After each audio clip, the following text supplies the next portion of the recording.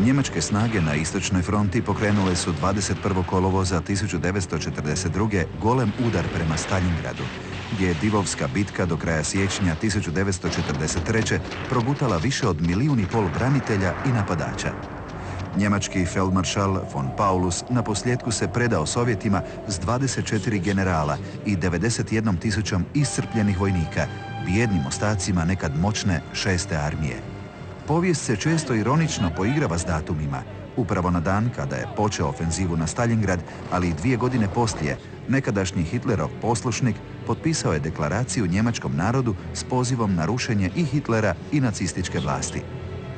Sovjetski NKVD u međuvremenu je od nekih njemačkih zarobljenika osnovao 2 organizacije, Nacionalni odbor za slobodnu Njemačku i Savez njemačkih časnika, koji su odjednom postali antifašisti, opredjelivši se protiv nacizma. Čini se nevjerojatnim, ali je istinito.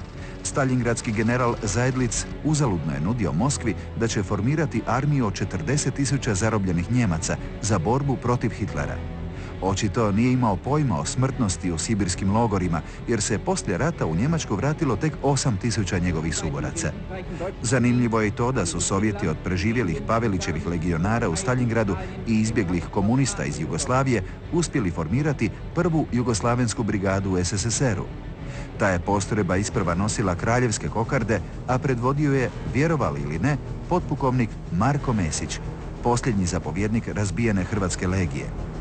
Njegova je brigada 1944. s Crvenom armijom stigla sve do Beograda, a poslije desetkovana, namjerno ili ne, u najtežim bitkama s Njemcima. Mesić je u JNA služio kao pukovnik do 1948. godine. Poslije je uhićen i prema jednoj verziji bačen pod vlak, koji mu odsjekao obje noge. To nije i kraj priče o staljingradskim zarobljenicima. Kada je Moskva osnovala satelitski DDR, u njegovu policiju i vojsku pozvani su mnogi Hitlerovi časnici. Kako bi ohrabrio istočne Njemce u hladnom ratu, Staljin im je lukavo dopustio nositi vojne odore i kacige, posve nalik Hitlerovu Wehrmachtu. General Arno von Lenski počašćen je čak i članstvom u politbirovu vladajuće partije.